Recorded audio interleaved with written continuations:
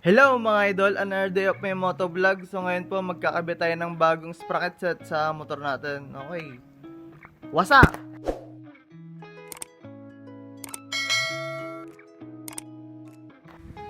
Ngayon mga idol, magpapalit na po tayo ng sprocket na 415, tapos colored chain. Tapos ang gagawin ko na lang dito is aalisin ko na muna to kasi wala pa tayong lighten na taklob mga idol. Baka isap ko na lang to sa lighten. I-flex muna na lang natin yung kadena natin mga idol. Tapos mga idol, ito nga pala yung nabili nating chain 415 kulay pink, pero sa video mga idol parang dark siya, pero sa personal bright pink po ito. Tapos ito yung sprocket nya 32T po mga idol ang binili ko para mas malinis tingnan. Tapos ito, nagkamali yung bigay sa akin mga idol, pero pwede daw to sa rider. Kasi yung sa rider meron pa ditong isang butas. So tatry natin. Kung di naman to papasok, so siguro bibili na lang ulit tayo dito sa Batangas. Kasi pag binalik ko to, mas matagal. Tapos bago pa ulit makadating sa akin mga idol, lalong matagal. Tapos bumili na rin ako ng ibang bolts. Tapos yung naman tatlong yun is yung reserva ko na dito sa bahay. Tapos mga idol, ito pa birthday ng kumpare ko. Shoutout nga po pala kay Hahamising. Nagbebenta siya mga idol ng handle grip at saka ng mga tie plate. Lalagay ko na lang sa description yung kung saan kayo pwedeng umorder mga idol. Para mailagay na din nga pala natin itong plant shop ng pang wave. Kaya bumili tayo ng sprocket set. Una nating alisin is ito, lock mga idol ng kadena natin. Pagkatapos nito mga idol, pag naalisan natin yung lock ng kadena, magkakalas na tayo ng ehe.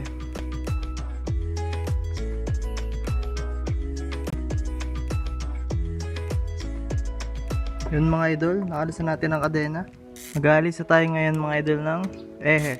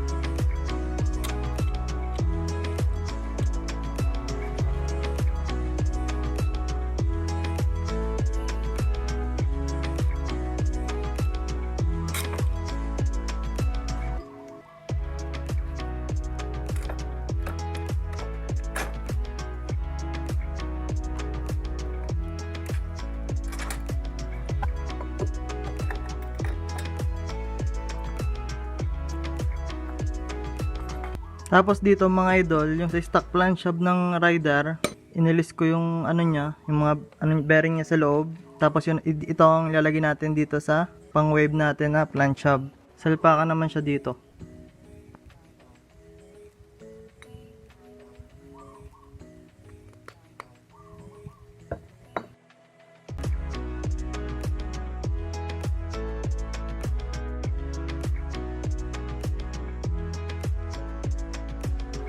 Tapos mga idol, kakabitan na natin siya ng sprocket.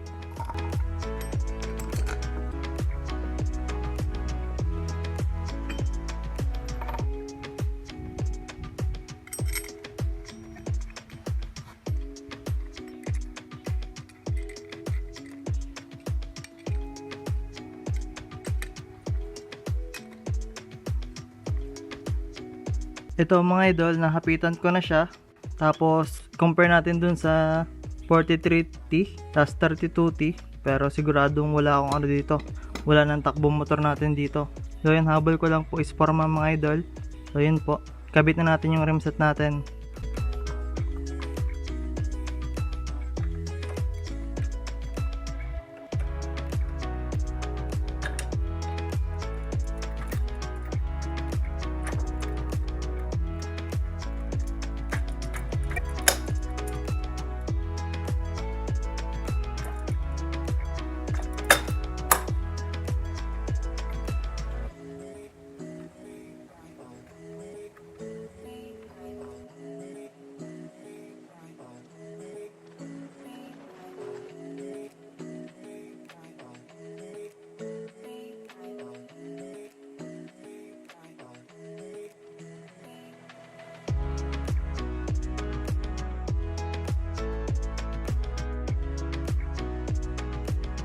Ngayon mga idol, medyo madumi na yung ano natin, itong sprocket natin. Ilinisin na muna natin siya ng gasolina mga idol. Pakita ko na lang sa inyo mga idol pag tapos na, kasi baka humaba yung video natin. Ngayon mga boss idol, na linisan na natin, nalagyan ko na rin ng bolts. Tapos ito okay naman, kahit walang yung isang tornilyo, okay naman siya. Pero baka sa isang araw is bumili ako ng panibagong ano, para dalawa yung tornilyohan niya. Kasi parang di ako sigurado dito mga idol. Yun, nalagyan ko na rin pala ng mga bolts mga idol, napalitan ko na siya. Tapos itong 12 na lang nilagay ko dito. Tapos hindi ko na lang muna nilagay yung cover niya. So flex ko na lang muna siguro yung view na to mga idol. Kasi sobrang linis. Malinis tingnan mga idol. So ngayon mga idol, magkakabit na tayo ng kadena. Buksan muna natin mga idol ito, kadena na to. Hero po yung kanyang brand.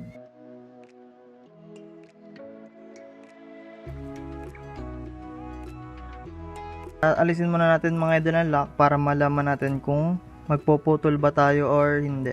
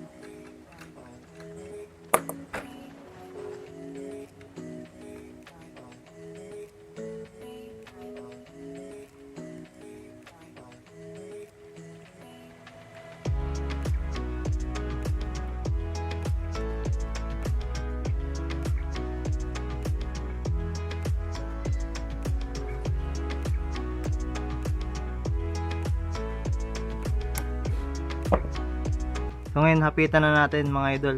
Adjust na natin.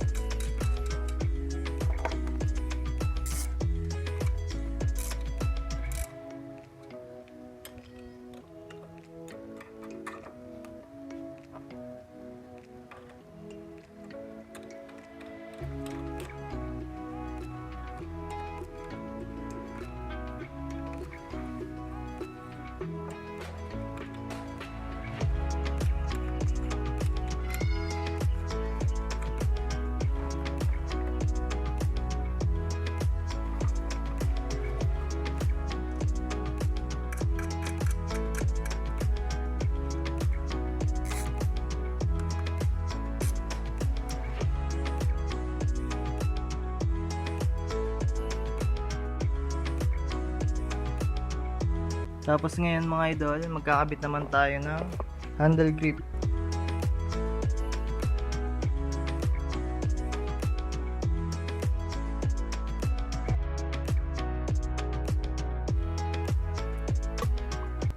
Alisin ko na to kasi ang ikakabit natin is yung hang natin na bar end. So alisin na muna natin to.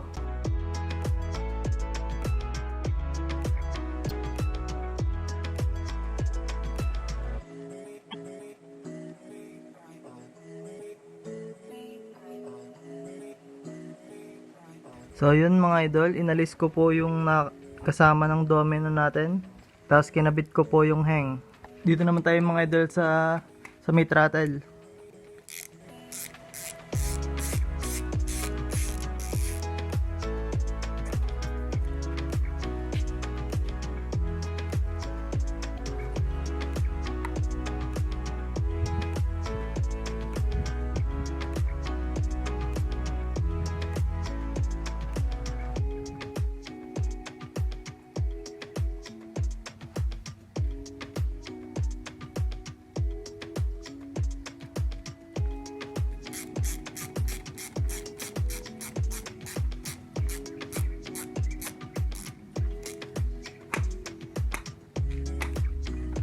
Yan mga idol, okay na.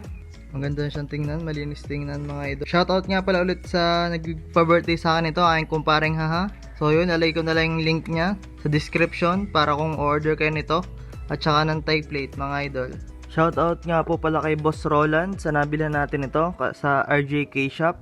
Nabili ko siya ng 2,200 pesos. So ilalagay ko na lang yung link nila sa description sa baba para kung order kayo mga idol. At shoutout nga po pala kay Boss Gerald Gamboa sa nabili natin ng rim set. Kasi pinabirthdayan tayo ng parents natin tsaka ang dalawang kapatid para makabili tayo niyan mga idol. Bagay na sila ngayon kasi pink na rim tas pink na chain. Tapos ngayon mga idol, i-montage natin ang motor natin. Pero unahin natin is mag-shoutout muna tayo bago tayo mag-montage mga idol. So yun, shoutout muna tayo. Shoutout kay Nathaniel Tay Motovlog. Shoutout din kay Jomar Coro from Barcelona, Spain. Shoutout po kay John Vincent Abilino from Dagami, Leyte. Shoutout kay Lawrence Aguilar from Cavite. Shoutout kay Indra Naura 55 from Indonesia. Shoutout din kay PJ Dagyo from Kawayan, Isabela. Shoutout din kay Walter's Vlog from Sorosoro, Batangas. Shoutout din kay Drax Motovlog from Iloilo City. Shoutout din kay Gian Jasanta from Sariaya, Quezon. Shoutout din kay Clyde Apostol from Tarlac. Shoutout din po kay Roger Balili from Tagum City. Shoutout din po kay Ryan J. Rulian from La Union. Shoutout din po kay Terence Arconado from Cagayan Valley. At shoutout din daw sa BRT AJ Racing Tech. So yun, shoutout po sa inyo. Shoutout din po kay Carlson Pakatang from Pampanga. Shoutout din po kay Benjamin Beniga from Mindanao, Zamboanga del Sur. Shoutout din kay Ibes Tanaleon from Guimaras.